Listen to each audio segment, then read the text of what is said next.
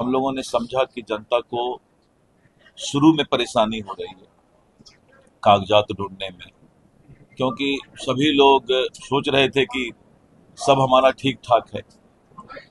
एक अच्छा ये भी है कि जिसका बाल बच्चा बेटा बेटी बेंगलोर दिल्ली बम्बई पढ़ता है, आज माँ बाप थोड़ा कष्ट सह के कागजात तो बना देगा, नहीं तो 10 साल बाद उसका बेटा बेटी बम्बई दिल्ली से आके वो कागजात भी नहीं बनाएगा।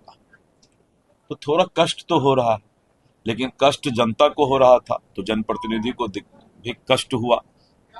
तो हमने एक फैसला लिया है, एक दो दिन में पत्र निकाल देंगे कि अभी हम 3 महीना उनको कागज ढूंढने का, कागज तैयार करने का पहले समय देंगे, तब हम सर्वे का डिक्लेरेशन स्टार्ट कराएंगे। 3 महीना में हम सभी जनप्रतिनिधि के साथ बैठेंगे और बैठ करके हम इस बात को समझेंगे और रैयत के साथ भी बैठेंगे जो जमीन के मालिक हैं। और अपने विभाग को भी हमने सभी सीओ को पटना बुलाया, हमने सख्त हिदायत दे दिया है कि अपनी आदत में सुधार लाओ, नहीं तो दिलीप जायसवाल किसी को बकसने वाला है। और विभाग में भी सुधार लाऊंगा, मैं किसी को बकसने वाला नहीं। और रैयत को भी, जो जमीन के मालिक हैं, घर के मालिक हैं, उनको भी हम 3 महीना का समय अभी देंगे, जिससे कि वो कागजात तैयार कर लें। कैथी लिपि को लेकर समस्या। कैथी लिपि के लिए मैंने कहा कि कैथी लिपि का भी ट्रेनिंग बनारस और सारे लोगों से, क्योंकि एक आदमी उर्दू नहीं जानता है, कैथी नहीं जानता है, तो कल जो कैथी जानने वाला है दूसरे पार्टी से 50,000 रुपया लेकर के गलत पढ़ दे तो एक आदमी के साथ तो अन्याय हो जाएगा। तो वो भी एक समस्या था।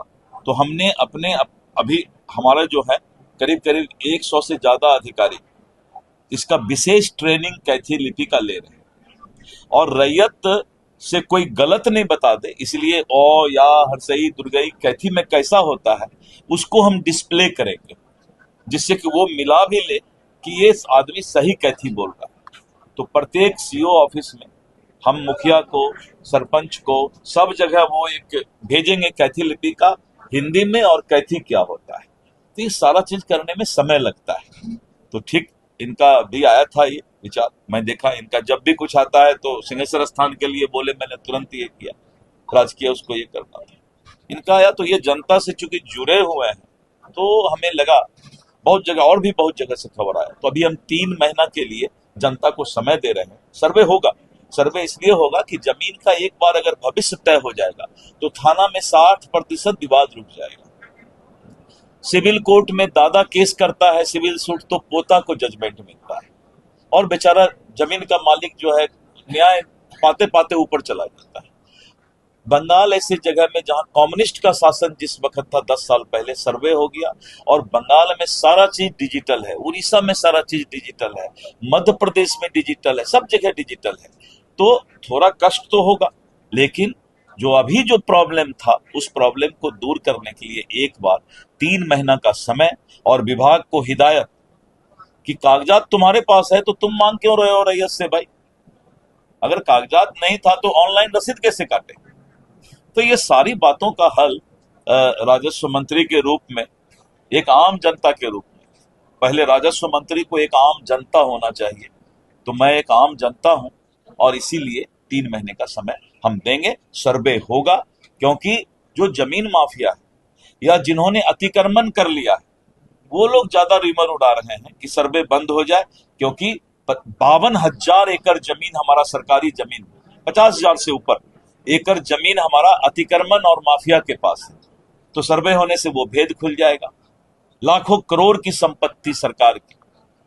इसलिए अभी हमने ये कहा है कि सर्वे अगर डीएम का ऑफिस है तो डीएम को भी कराना पड़ेगा, एसपी का ऑफिस है तो एसपी को भी, सभी लोगों को अब जो सरकारी अस्पताल से लेके सरकारी जमीन से लेके सरकारी ऑफिस, सरकारी निवास, अब सबका दाखिल खारिज होगा। वो सरकार के नाम पर होगा, लेकिन पहले वो दाखिल खारिज नहीं कराते थे, तो सरकारी संपत्ति कोई ले भी लेता था तो केस नहीं हो पाता था।